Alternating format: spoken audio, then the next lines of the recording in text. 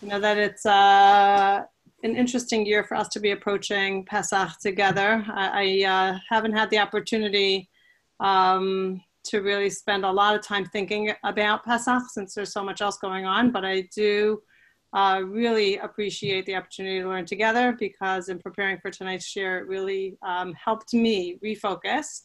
And it's true that the unusual nature of this year's Pesach in all of its spaces really does allow us, almost force us to hunker down, to think about our essentials, and to use the time that we have to really express our gratitude in a clarity that maybe previous years we haven't had.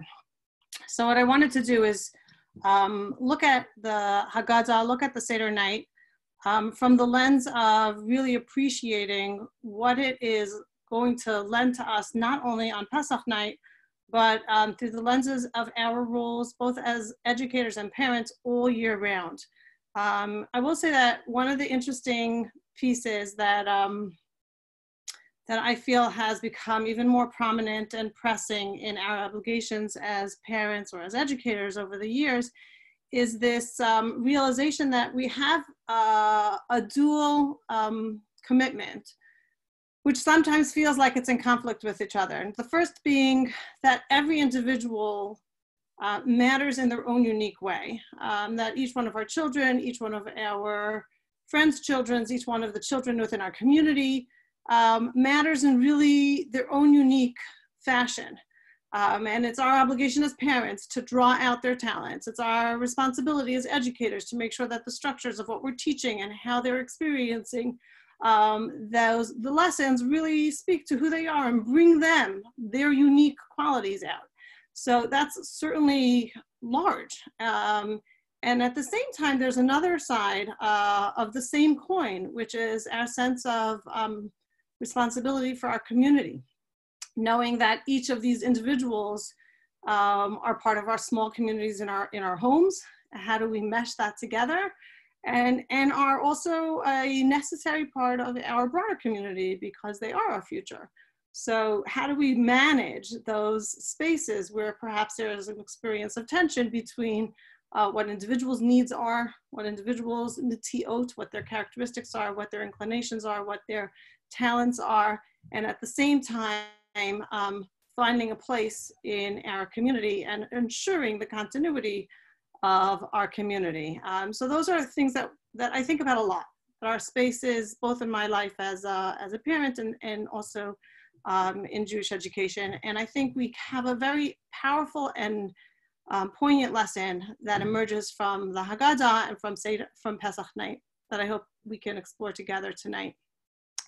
I want to start by introducing you, at least briefly, to an essay that really hit home for me. It was written by Bruce Feiler of the New York Times in 2013. And he writes about, you can check it up, it's online and available. It's actually called The Stories That Bind Us. He writes about how a particular season where a family was gathering and there were tons of stresses. I'm not sure that anyone can relate to that. It's not the Pesach Seder, but perhaps. Tons of stresses, families gathering, everyone's bringing with them their own packages, and predictably, somebody says something and a whole explosion happens at the table. And he goes to his father later that evening, and his father says, what's happening to us? Our family's a mess. And he says, just instinctively, really to soothe my father, I said, no, we're stronger than ever.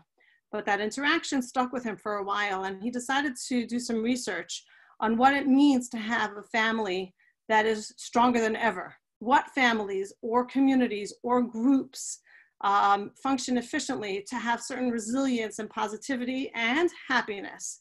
And his research began, he wrote this essay in 2013, or it was published, but his research began in 2001.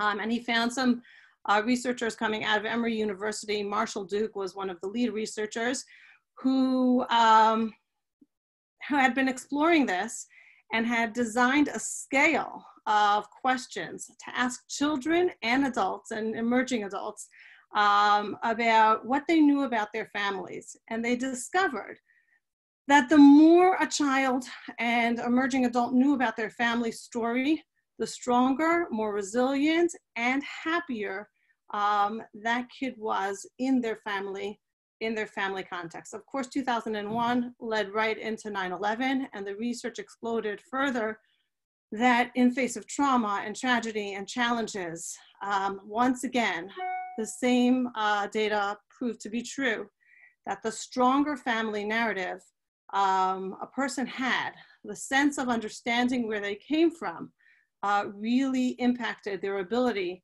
to be resilient and happy, even in the face of great challenges. So that really resonates for me, not just because we're under the challenging times that we are right now, but even as we think about that tension between attending to each of our own individual stories and understanding how important it is to put those individual stories within the broader context of a community, and appreciating that a narrative, a family narrative, a community narrative, a people's narrative plays such a significant role in giving us the tools to see our way through, and even more than just see our way through, to really feel a sense of belonging and a sense of happiness. So that's why I say, what's the central story to the Haggadah? If there is a night in which we as a community spend time passing on our story, developing our narrative for ourselves and for our children, it has to be Pesach night. So that's going to lead us into exploring our Seder together. And we know that actually I'm going to move our screen, as our first exploration, there really is an explicit mitzvah, a mitzvah aseh for Sipur Yetziat Mitzrayim. And at this point, I want to just encourage everybody also to recognize, I hope that the public chat is it open or not? Aliza, it is open? I hope the public chat is open, so if anyone wants to ask, Aliza will let me know, because I'll probably just keep talking otherwise. Okay. So I want to explore the sources of the mitzvah. What is the real story? What's the motivation of the story? And then obviously, why is it so important that we tell the story? And I'll leave out this like tempting question of the research of Bruce Feiler's essay, which is, why does that work? Okay, why does it work that if we know our story and we tell it, and let's figure out how the Haggadah helps us do that, what does it mean to us more broadly? So the original source, and I think everybody knows this, V'yigadat Levincha, that's the mitzvah aseh, as is mentioned in the Rambam beneath, V'yigadat Levincha b'yom hahu le'mor b'avur zeh asa Hashem li b'tzeiti miMitzrayim. So what should you tell your child? This is obviously the mitzvah aseh. The Rambam says, mitzvah aseh shel Torah l'saper b'nisim v'niflaot shena'asu la'avoteinu b'Mitzrayim b'leil chamish asar Banisan. That's one halacha. We're going to see an expansion of it later. But it seems on the surface that the mitzvah here is tell your child about, from the pasuk B'tzeiti miMitzrayim, that Hashem took us out of Mitzrayim. From the Rambam, you would see, maybe you would expand it to Nisim v'niflaot. You tell your child the mitzvot. So the miracles. So we have freedom from Shemot, we have miracles from the Rambam. Apparently that's our mitzvah.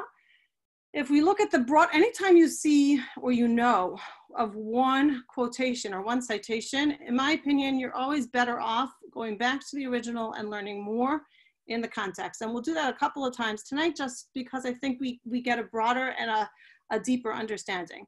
So let's look at the fuller Rambam, where it says mitzvah aseh shel haTorah, and if you want the English, I have it in the next slide. I can't show two slides at once, so I apologize, but it's coming up, or maybe I'll share it afterwards. Mitzvah aseh shel haTorah l'saper b'nisim v'niflaot, as we saw already. What pasuk does the Rambam quote for us?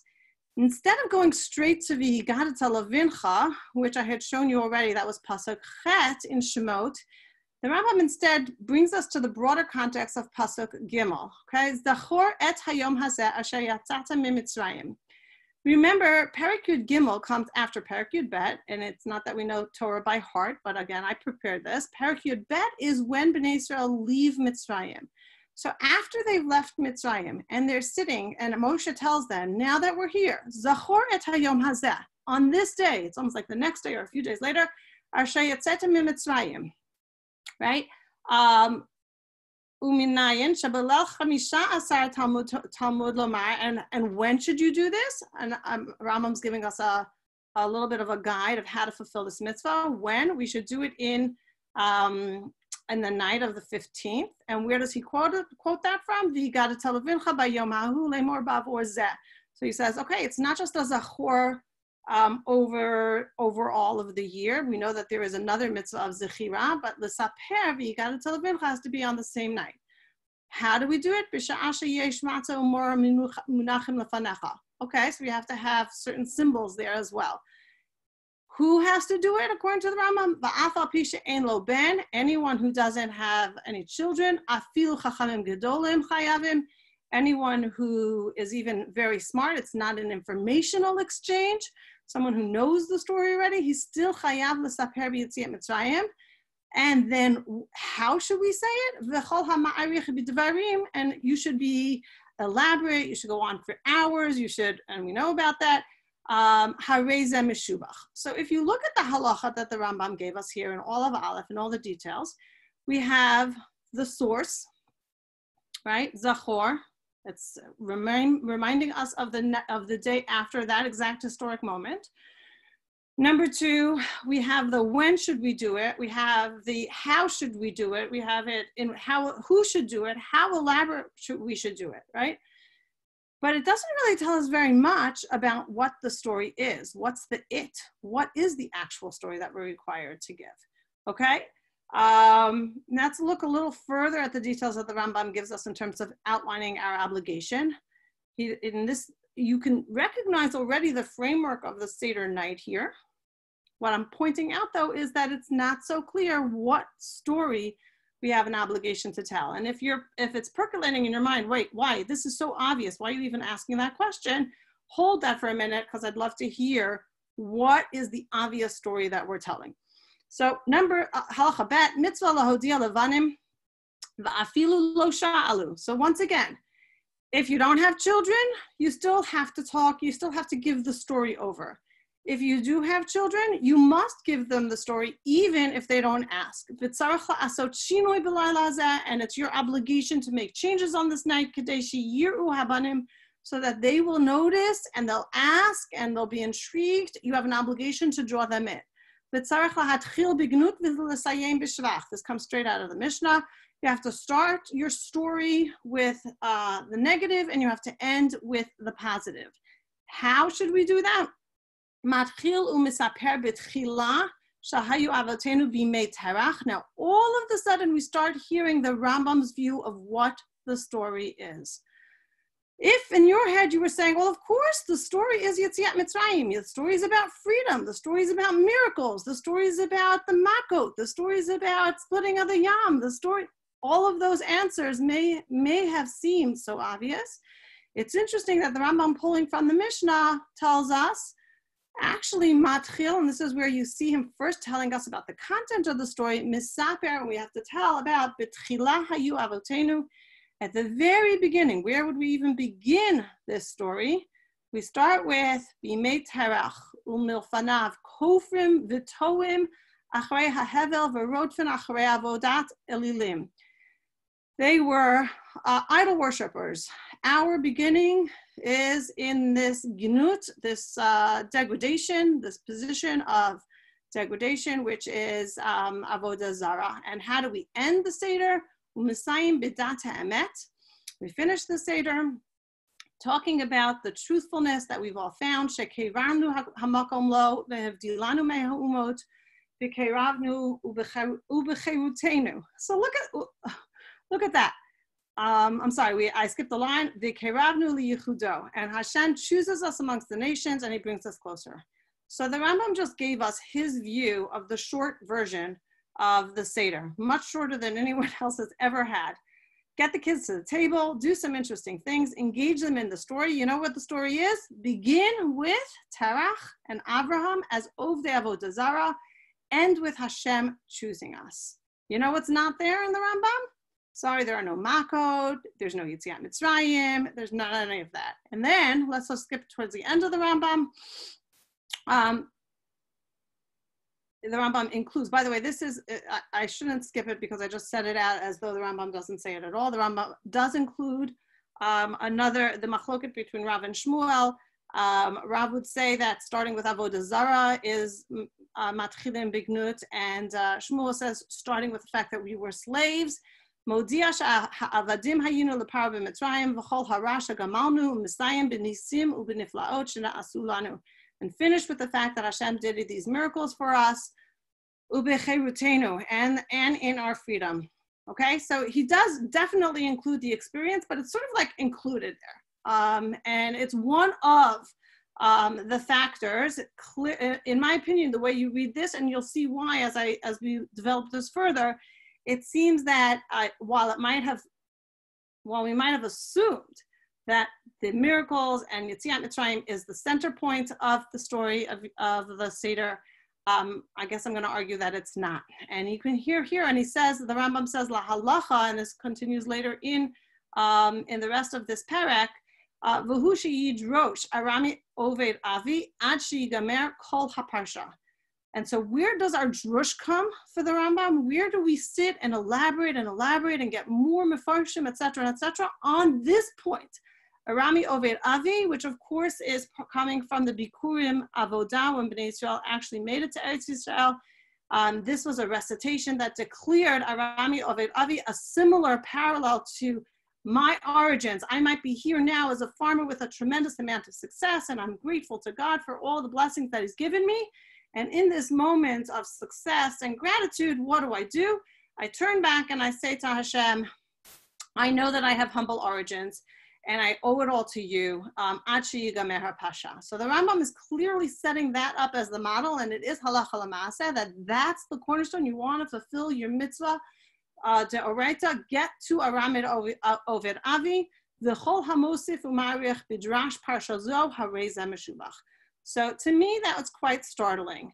The story that we are directed by the Rambam to give over in great detail has to be around the issues of Aramid Oved Avi and the beginning of our peoplehood, whether it's and it's not so clear that it's only about the slavery and the redemption and the miracles of that slavery as well. Okay, so I'm not seeing any questions. At least I'm sort of relying on you to stop me if I need to. We're just going to continue with the text. So I want to ask everybody for a minute to, sorry, let me just see this text. I think I just skipped it. Okay, let's dig in for a minute at this moment of the broader mitzvah. Okay, the broader mitzvah of V'yigadat Levincha. Again, the same way we did it with the Rambam. Instead of just saying that the mitzvah of Sipur Yetziat Mitzrayim is to sit down and to tell the Nisim and the Niflaot, we looked at the broader Rambam. The Rambam sort of outlines who, when, how, where, and we emerge with a very interesting new insight. The Rambam has a little bit of a shift. We're not just talking miracles. We're not just talking slavery. We're talking about this broader picture that pulls us all the way back to Avraham and also takes us all the way to Bikurim. So let's do the same thing with the source of V'yigadat Levincha. What's the context of the psukim of V'yigadat Levincha? So it comes from Parak originally, just so that you remember. I don't know if I'm able to do this in a minute. Originally, we saw the first pasuk, V'yigadat Levincha, comes from Parak Yud Gimel, which is right after Yetziat Mitzrayim. This is, well, V'yigadat is pasuk Chaf. Pasuk Chet. This is the beginning of the Parak. V'yidaber Hashem al Moshe le'mar, Kadesh li kol b'chor petar, kol rechem b'nei Yisrael, ba'adam u'behema li hu. It's interesting. Why does Petar Rechem? This is about the kedusha of a bechor, both for humans and for animals. What does that have to do with the telling over the story of Mitzrayim? Vayomer Moshe El Ha'am. I'm sure there's some people have answers there. Maybe it's about Makat Bechorot. Maybe it's about the fact that the Bechorot and Bnei Yisrael's Bechorot belong to Hashem because they were saved. So there's certainly a connection. Vayomer Moshe El Ha'am Zachor et Hayom Hazeh. This is where the mitzvah of Zechirat Mitzrayim comes from. This is the lead up to V'yigadat Levincha. Remember this day, Asher Yatzata Mitzrayim Mibeit Avadim, that Hashem took you out of Mitzrayim from slavery. Ki b'chozek yad hotzia Hashem etchem mizeh v'lo ya'achol chametz. Okay, so I don't know if it's just me, but it certainly feels strange that in this pasuk it seems to be about remembering the greatness of God's redemption, and then it ends in this very almost like specific detail. V'lo ya'achol chametz. Is that one or is that two? Or is that one commandment or two commandments? On the surface, it seems like it's two. We also have at the very bottom, I'm going to see if I can figure out how to do this. I'll show you, I believe I have the ability to pinpoint something. We have the atnachta. You see my little pointer there? On the bottom of mizeh, there's an atnachta, which means that the pasuk is split there. The first is one point and the second is another point. So maybe it's two different points. By the way, remember, you have an obligation of memory and you have an obligation not to eat matzah.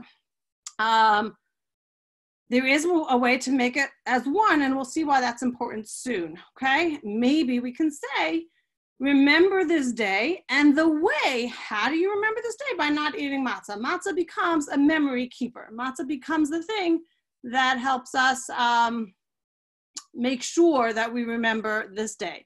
Hayom atem yotzim bechodesh ha'aviv, again, just telling us where we are in the calendar. And now Moshe tells Bnei Yisrael, V'hayaki v'yacha Hashem el ha'aretz ha'knani v'ha'chiti v'ha'emori v'ha'chivi v'ha'ivusi asher nishba la'avotechem latet lecha eretz zavat chalav u'dvash. So when it happens, right now they're right outside of Egypt. So Moshe's like sort of forecasting when it happens that Hashem takes us to the next step of redemption and brings us into Eretz Yisrael, the avadati et ha'avodah hazot. You must do this service b'chodesh hazeh.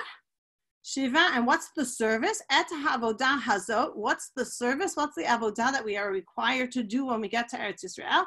Shiva yamim tochal matzot uvayom hashvi'i chag laHashem. Again, we have the matzah serving as like this placeholder to fulfill an avodah, or perhaps even to fulfill the zachor. And we have to make a chag laHashem. Matzot ye'echol et shivat hayamim. We have to eat matzah for 7 days. V'lo yireh lecha chametz, v'lo yireh lecha se'or b'chol gvulecha. So the matzah becomes as important as it was earlier. I'm just trying to get rid of my pointer here. Sorry, I have to get out of this. Then maybe I can move. We are frozen. Give me a minute.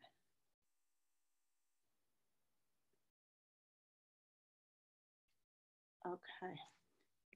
Yes. So matzah becomes a holding point for a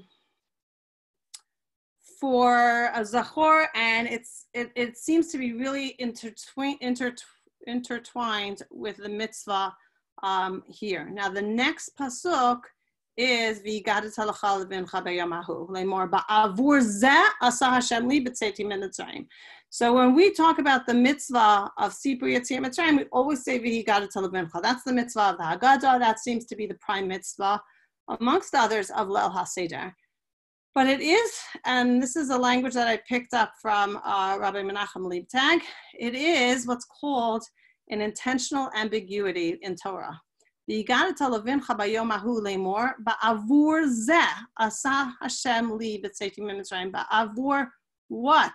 What does the zeh refer to?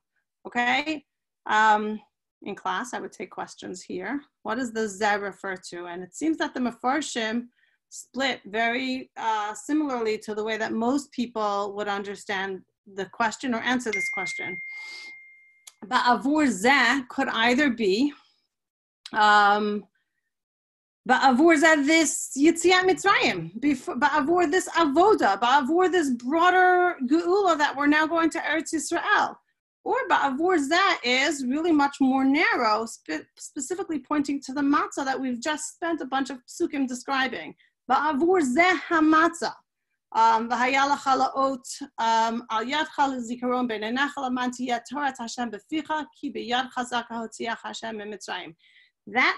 These two next psukim, v'shamarta et hachukah hazot lemo'adah miyamim yamima, are much broader, but we often don't learn the v'higadata pasuk in the broader context, right? And the psukim that come before it seem to make ba'avur zeh all about matzah.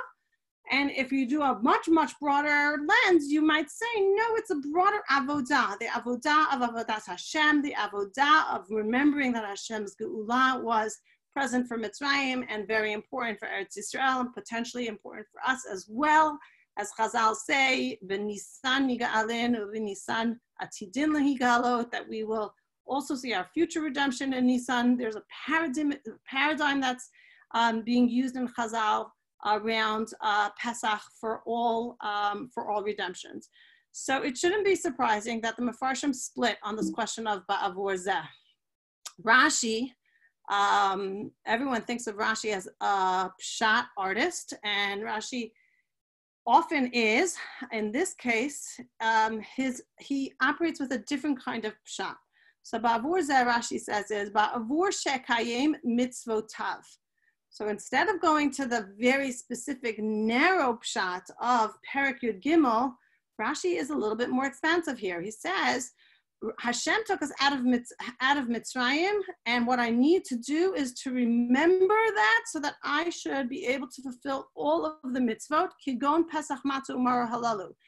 What's the story of Pesach Matzah Umara? Yes, it's specific, but it's kigon. They're like placeholders. They are models of mitzvah. It's not that Hashem took me out of Mitzrayim just for the matzah. The Rashbam, who is Rashi's grandchild, so, the debate stays within the family, but the Rashbam does an entirely different take. The Rashbam says, no, you read the psukim, it's very clear that matzah is what's being referred to in zeh.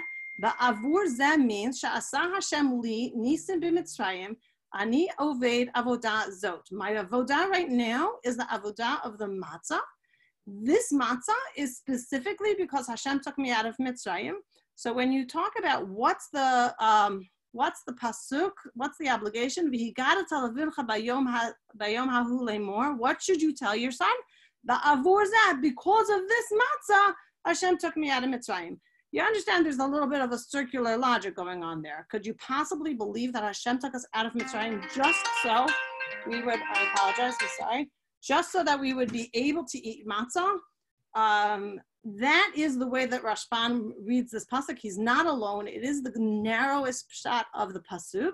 Rashi pushes us a little further because it's a little circular. Hashem doesn't take us out of Mitzrayim. According to Rashi, Hashem didn't take us out of Mitzrayim just to eat matzah. Hashem took us out of Mitzrayim clearly for something much bigger, for mitzvot, and the matzah is a placeholder for that. The Ibn Ezra, it has an even more elaborate and really actually it's fun to see his parshanut play out. And in this citation, we see something very personally, methodologically interesting coming from the Ibn Ezra. So Ibn Ezra recognizes what the problem of the ambiguity, and he understands, and he's obviously seen both sides, and this is what he says. First he quotes Rav Marinos, which is somebody apparently that Ibn Ezra quotes a number of times. Amar Rav Marinos, Perish ba'avur zeh haya ra'ui liyot hafuch. Guess what? Rav Marinos suggests that we should just flip the words.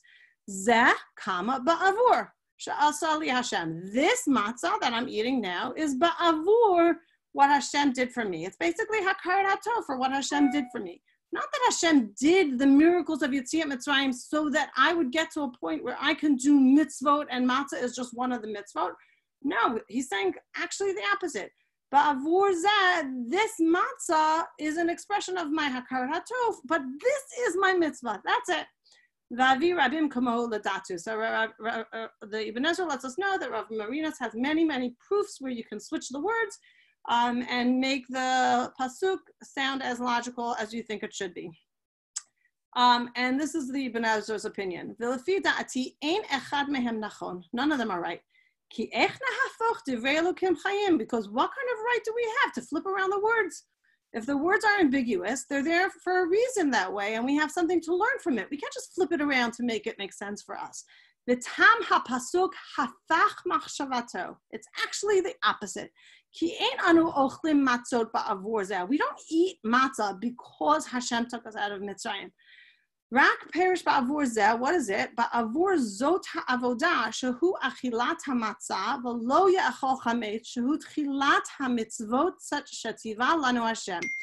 Matzah, again, like Rashi, is just a placeholder for doing all of the mitzvot. Hashem took us out of Mitzrayim, not for this one moment, but for a much broader and grander destiny that this moment refers to.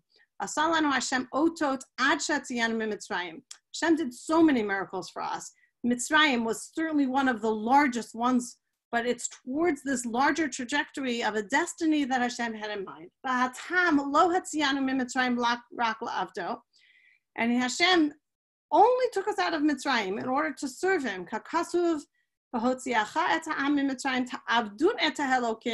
Al Of course, like the Torah tells us, Hashem took us out of Mitzrayim Dafka in order to bring us to Har Sinai.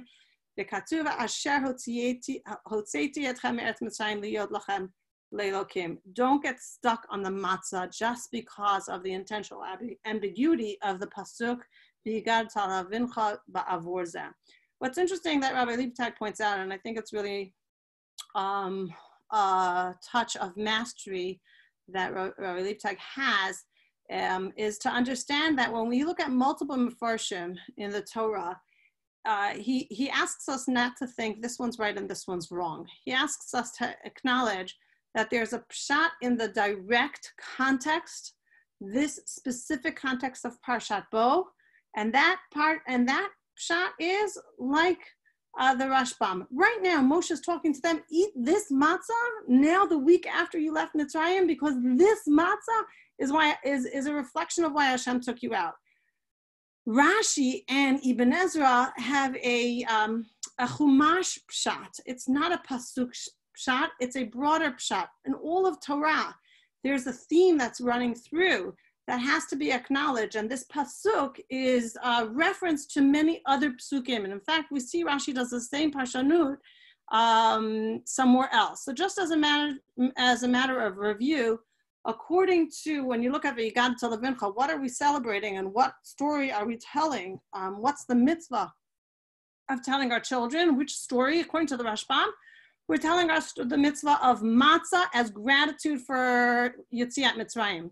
There's tremendous hakarat tov for the nisim, for the niflaot. Matzah holds on, sorry for the typo, Matzah holds on to that for us, and that's the narrow version. Rashi and Ibn Ezra says Matzah is really an expansive role for all of mitzvot. What we're celebrating here, the story we're telling is not only about the miracles of leaving Egypt, it's about Hashem choosing Am Yisrael, which harkens back to the way that the Rambam described what are the qualities of the V'yigadat Levincha in Leil HaSeder. You have to include Arami Aved Ovi, and beginning all the way back to the Avodah Zarah of Terach and Avram. And therefore, what we really are celebrating is Yad Hashem in history. Mitzrayim, Matzot, those are a portion. They're remarkable moments, but they're part of this larger trajectory, and we have to recognize it. And therefore, I just wanted to show you one more place where Rashi does the same thing of mitzvah and matzot, also in Devarim, where the Torah is telling us again about matzot. V'shmartem et hamatzot ki b'etzem hayom hazeh hotzeti et tzivotchem me'eretz Mitzrayim. Ushmartem et hayom hazeh l'dorotechem chukat olam. Again, it has the potential like yamima. Here it's also chukat olam.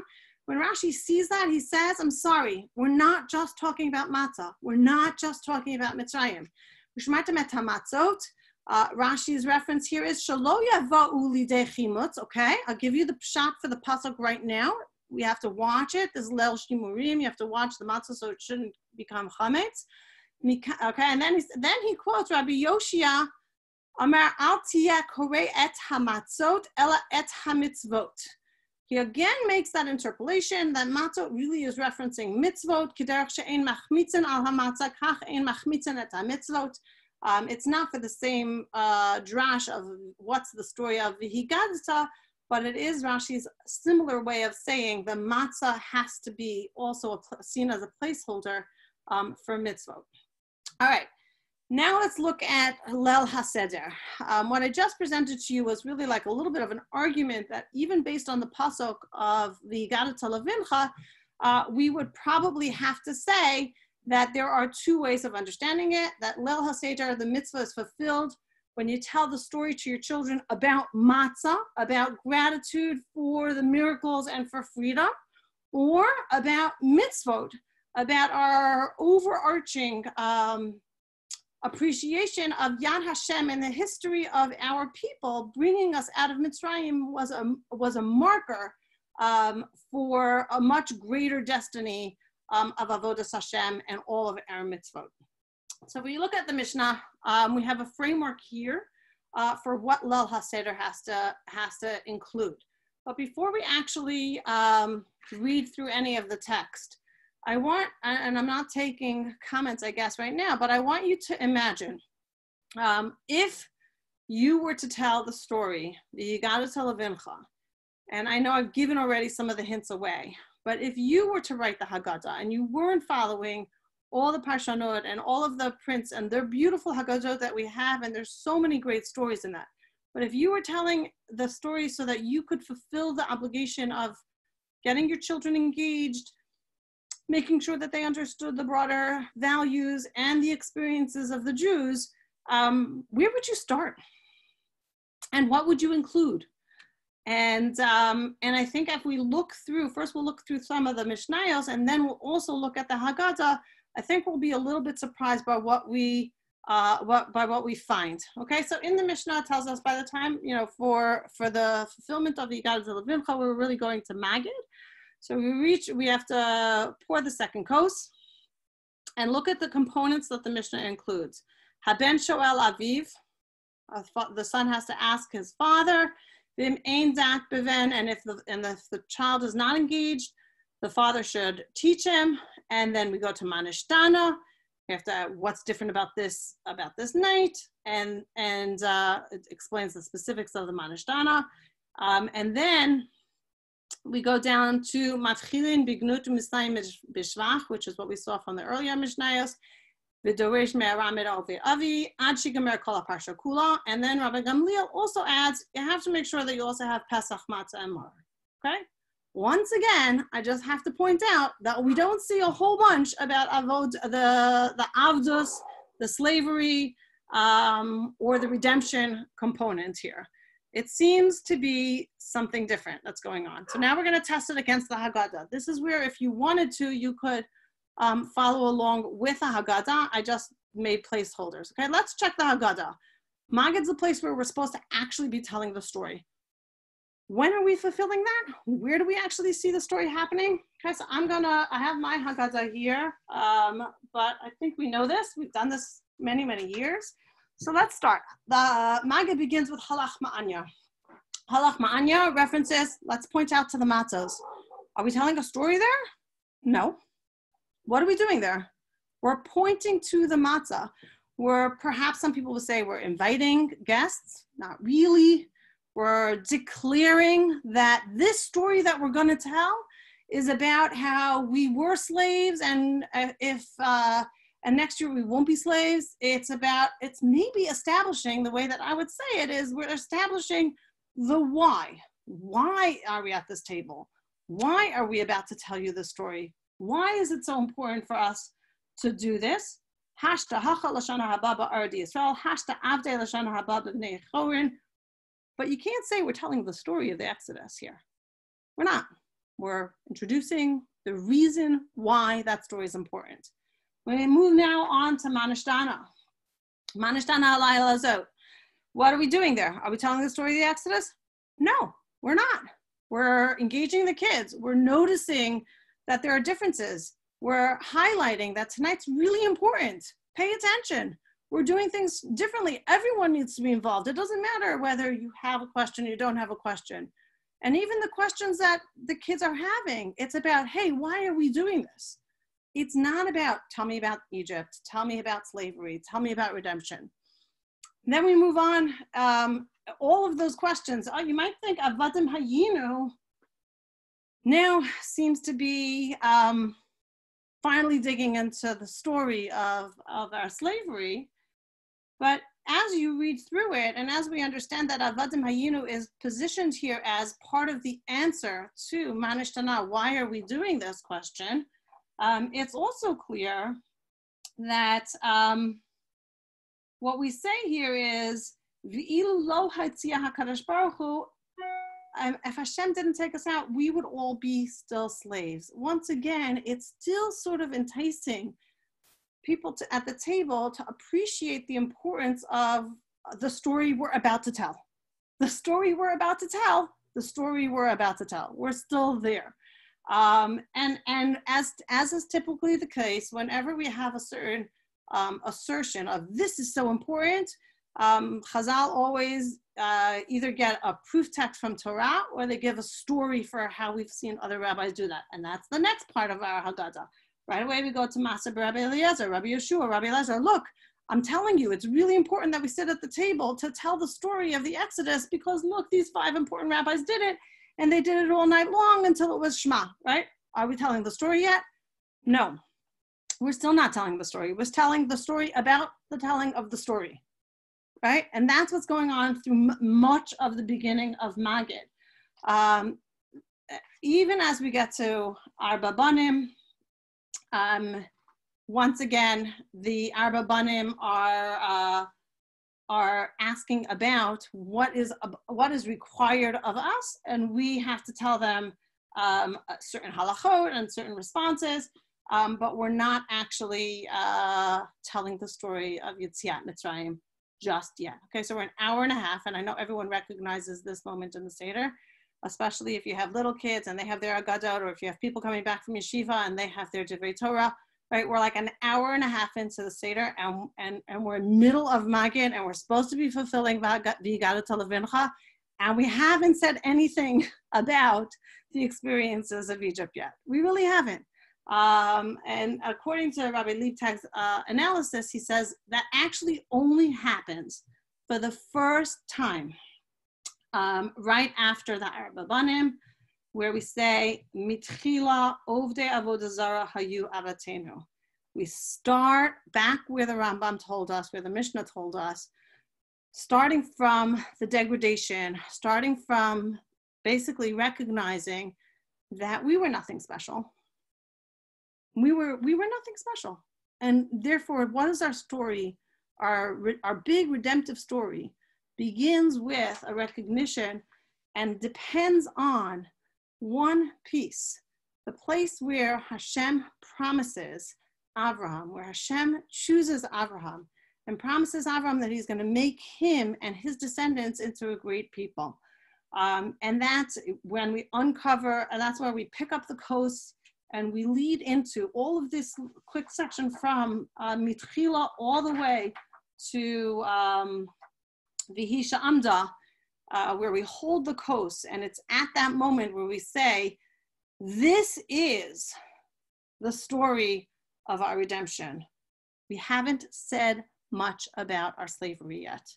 What are we celebrating? What's the story of our redemption? That Hashem has chosen us, and that there is a destiny that he has in mind, that Hashem is actually a part of the unveiling of that destiny. And when we say Vihi Sha'amda, what's the subject of Vihi? It's not Hashem, it's Hashem's promise. That Hashem's promise has withstood all of history and stays with us, not just in the moments of Yetziat Mitzrayim, but for all of history, continuing afterwards as well. Just like Rashi said, matzah is a placeholder for mitzvot, Yetziat Mitzrayim is a placeholder, so to speak, for Hashem's involvement in the destiny of the Jewish people. And one of the things that emerges from looking at the Haggadah this way is that perhaps the central point of our story on Seder night is through the experiences of Mitzrayim, understanding that the same God, by the way, who put us in Mitzrayim, who took us out of Mitzrayim, put us in Mitzrayim. That's why the story starts with Avraham. Hashem is not saying, guess what, whenever you're in bad straits, I'm going to be behind you. No, Hashem is saying, you have my promise that you have the potential to be a great nation. I will set the framework for that, and I will be a part of it. But you need to know that that comes with just the possibility of fulfilling that promise. And you need to be also actively involved in seeing it through. And there's a lot of debates about how long Galut Mitzrayim was, whether it was shortened or it was longer, and could it have been even shorter? And I think a big part of appreciating that the center point of the Haggadah is Vihisha Anda, appreciating that Hashem, in his promise to Avraham and in his prediction, and he told Avraham, I'll take you out and make you a great nation. But he also told Avraham, I'm putting you into Mitzrayim. So you could easily say, the cynic in you could say, no, thank you, and no, thank you. No, thank you for this, and no, thank you for that, right? But you'd be missing the entire point, because what Hashem is saying is the opportunity to be a chosen people is the opportunity to know that no matter what circumstances we face, we have a relationship to Hashem, we have a greater purpose, and that purpose requires us to work for it and to be avadim to HaKadosh Baruch Hu through the mitzvot. Now I have a question that I wanna, this is like a broad view of the Haggadah and of Seder night and what our central story is. Why, if in fact this is persuasive to you, and it seems that the Haggadah does spend the rest of the night talking about the calculations of the makot and of the miracles, and then we move into Halal v'Hoda'ah, which makes a lot of sense. If you want to take this broader perspective that Leil HaSeder and the Haggadah is about convincing us to tell the story of Hashem choosing a destiny for Am Yisrael, and Am Yisrael being a chosen people. Why is slavery and why is Mitzrayim so significant? Why through that vehicle? If you look through much of Devarim, which encapsulates a lot of Torah, it's considered Mishnah Torah, it reviews all of the finer points and the things that Bnei Israel need to be reminded of right before they go into Israel. The reference to the Ger Yatom V'Almana, Ki Ger Hayitem Be'eretz Mitzrayim, the reference over and over to the significant lessons that emerge from Mitzrayim for a people is a clue to the character that Hashem wanted Bnei Israel to have as a part of their fundamental understanding of what it means to be an Am Kadosh. It isn't replacing servitude to Paro with servitude to Hashem. It's because you are now almost like forged in the flames of oppression.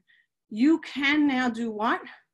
You can be a people who, even if you're chosen, can always rest on the character of compassion and kindness and inclusion, and recognize that power, even as a select people, is never there to hurt somebody else. And we see that reference, Zeichel Yitzir Mitzrayim, so many times in so many mitzvot. And it reminds me of what Rashi wants us to know, that the matzah is in its expansive pshat is not just about this moment of rushing out of Mitzrayim b'chipazon, but between the servitude and the oppression and the challenges and the tefillot and the following Hashem and the Amunah, what do we have here? We have the character of the Avodas Hashem that needs to be a part of our broader destiny in order for us to be Zocha, to actually be fulfilling the kinds of model that Hashem wants us to have. It isn't satisfying to me to say we serve Hashem out of gratitude for him taking us out of Mitzrayim.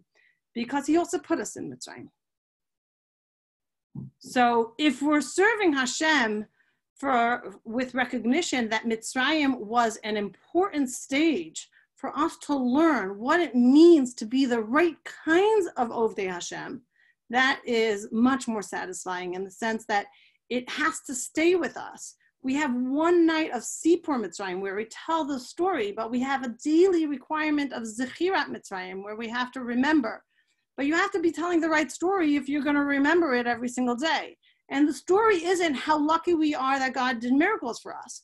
The story is how lucky we are that God chose us so that as we go through challenging times in our lives, we will create the character that is able to serve God, reflecting the lessons that we've learned through each of those moments. Yes, God will have our back. Yes, Hashem will save us. Yes, Hashem did take us out of Mitzrayim, but he also brought us to Har Sinai. He also brought us to Eretz Yisrael with expectations of specific mitzvot. And why is that type of servitude still an elevated and important one? Because it carries with it some of the values and some of the commitments that we've learned through our experience of Geirim Hayitem Be'eretz Lo Lahem. And that is the refrain, the Zecher Leh, that's mentioned more in Torah than any other and any other kind of refrain. So I wanted to actually share with you well, this, I a little bit, I referred to this already. Why is going all the way back to Arami Avi so important? Because it references the fact that we have, that we've experienced, that we started from nothing, we've experienced oppression, we understand our obligation to those who are in need. If you look at the very bottom of the formulation of the Bikurim proclamation, you need to be gracious and full of gratitude and simcha. And then you also need to extend that. You have an obligation to extend that. That formulation of recognizing that we may have a hierarchy in our community, but we have to also have this expansive and inclusive view of anyone who's in need as a part of our simcha and as a part of our key avodat Hashem is really rooted in our slavery in Mitzrayim. And so to me, I think that when I hear the obligation, this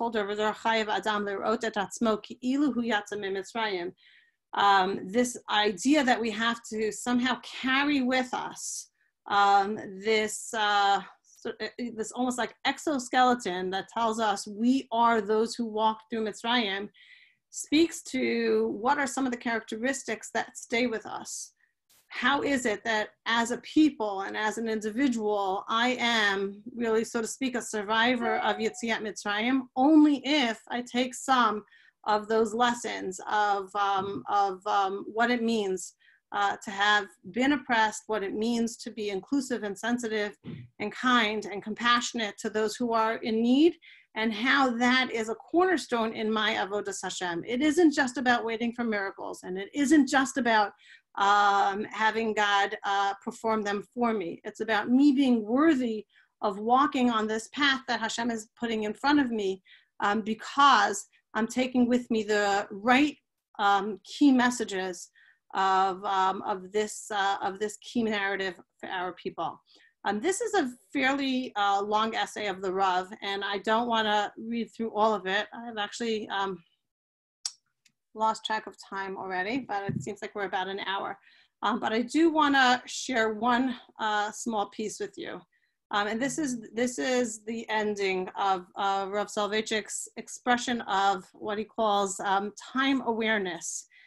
He says, for the Jew, the present doesn't really exist because just as I'm starting to, it's true for most people also, just as I'm starting to say this sentence, the beginning of my sentence is in the past and the end of my sentence is in the future and now in the past. And he says that's the time awareness that a Jew needs to live in, where with one hand, the Jew receives the messages of the past, and the other hand, he passes it on to the future. Our past needs to be present and our future needs to be present. We need to really carry the messages of all of the experiences and of the Torah that's come before us, and somehow in our present be building and creating and anticipating the future that we're all going to be a part of. And to just finish with the Rav's quote, through the merging of experiential memory, when we actually sit and tell the stories and learn it with a full multisensory understanding, and then the same way that we anticipate the Geula or the further unveiling of Hashem's brachot, a Jew is able to transcend temporal bounds and penetrate into all of eternity. And in some ways, this seems so overarching. On the other hand, when we're sitting and actually reading, what does this Rav say and what does that Rav say, and why does it matter? It's only because we want to carry that into the future, and we want to be part of building a future that reflects the continuous lessons of the past. I'm going to very, very quickly just show how I do think that the current trends in education recognize how important it is for some of these lessons that we see in the Seder to also be a part of just the way that we parent and educate our children. That there shouldn't just be the didactic speech like I'm doing tonight, because we're really not doing this together, but rather that we have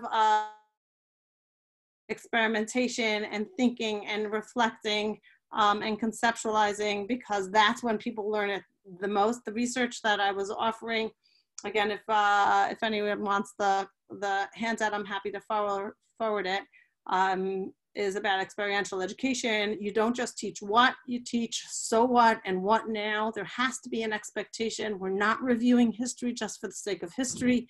It needs to inform who we are, and we need to see it active and be able to activate it in our lives as well.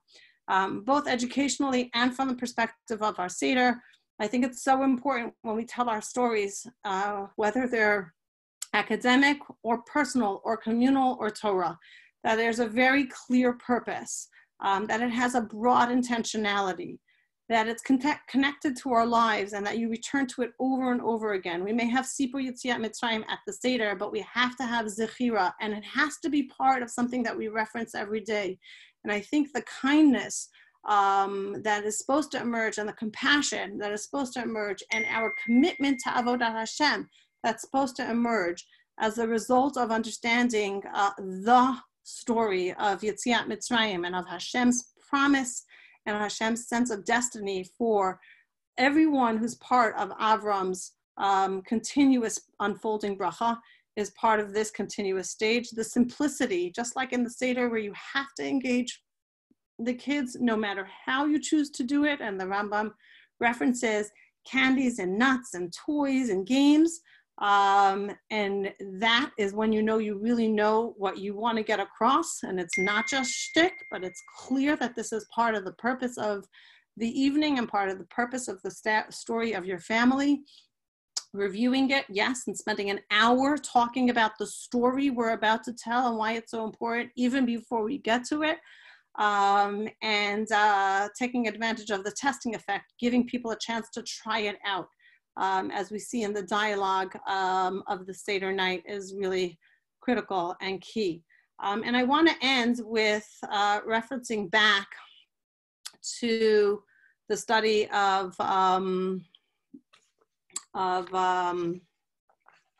what's his name, Bruce Feiler, sorry. And just close by saying, why does it actually work? Why do we think that a family narrative that's strong, that kids can answer on their scale, did you know, and they have all these questions, where your grandmother went to school, what her favorite recipe was, why do you think that actually works? And according to Bruce Feiler's research, what he says is that when a child, and I'll extend it, when a person feels that they belong to something bigger than themselves, especially when the story that they know, that they belong to, has built into it what's called like the oscillating story. It's not just an ascending story. It's not like, oh, it's always going to get better. And it's not a descending story. It used to be so good. You have no idea what kind of family you come from. It's the oscillating story, which is the strongest story, because then what the kid experiences is, I'm part of a resilient crew. My family, my people, my community, we come from greatness. We've been through hard times, and we're going to continue to thrive, even if now it's very difficult. So as I come to this Seder night, there's no question in my mind that that story is the story of Am Yisrael. And that story is the story of the Seder night, that the Haggadah is asking us to say. Don't just focus on the miracles, or don't just focus on the terrible tragedy and the suffering of the slavery. It's recognizing that it starts all the way back at Avraham. Hashem calls Avraham and recognizes in him a certain midah, a certain character. And Hashem says to him, you're going to go through, and your people, and I'm going to be the one who does that. But I'm also going to be the one who takes you out. And I'm also going to be the one that makes you into a great nation. The specifics of how that happens, that's up to us. Hashem builds a framework with a promise and the capacity. And we need to realize that's both a challenge and an invitation, and have our children see that story as an invitation for them that isn't just about the past and isn't just about Mitzrayim. It's about who they are, what the genetic sort of inheritance, ethically, morally, from a Torah perspective, they've gotten, and how are they living up to that now, today, under our circumstances, in the Mitzrayim, in the confines, quarantines, conditions that we find ourselves in. Where are we able to say, Ki ger hayitem be'eretz lo lachem? How are we fulfilling the avoda ba'avur zeh? This is why Hashem chose us. This is why we're having Mitzrayim. Matzah is a placeholder. The Seder is our opportunity to make sure that our children and our families know their story so that they can continue to live it. So have a great Seder, guys. Enjoy. And if anyone does want the Makorot, I'll send them to Elisa so she can send them out if anybody wants to look them over. And I'm wishing everybody a meaningful, a safe, a healthy, and a happy Pesach. May we truly be able to receive the bracha of Hashem that B'Nisan niga'alin u'v'Nisan atidin nigalot. May we see that coming soon nowadays and feel the bracha too.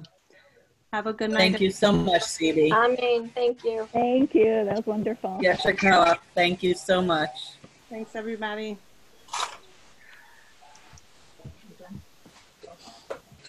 Waiting